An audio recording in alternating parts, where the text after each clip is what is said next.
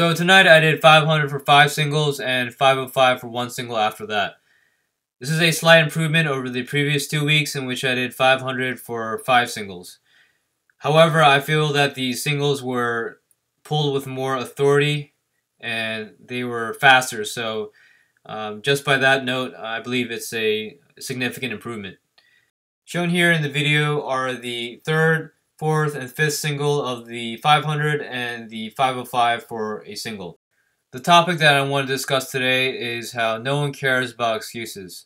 So when someone sees you or they expect something from you, they want to see results. So it's a yes or no proposition, especially with powerlifting. So you can either do well at a competition or you don't do well.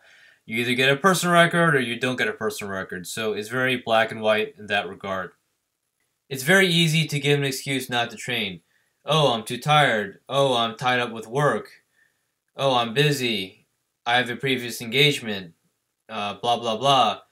And it's really important for those powerlifters who aren't particularly genetically gifted to get consistent training sessions in, because the weight is not going to move itself.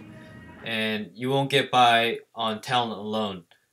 So in my mind, if you do miss a training session on one of those silly or lazy reasons, then it's a statement of defeat. However, we do live unpredictable lives, so if you have to do something that's completely unavoidable and it conflicts with your training schedule, then you'll have to make compromises. So you may have to double up on a training session, or you may have to move things around outside of that unavoidable circumstance in order to get your prescribed volume and intensity in.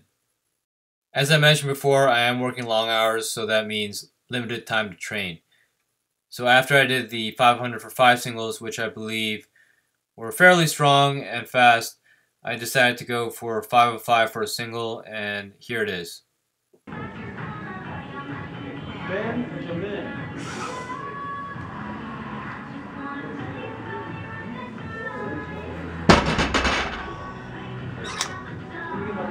As you saw, the lockout was a little soft, so that's something I have to work on.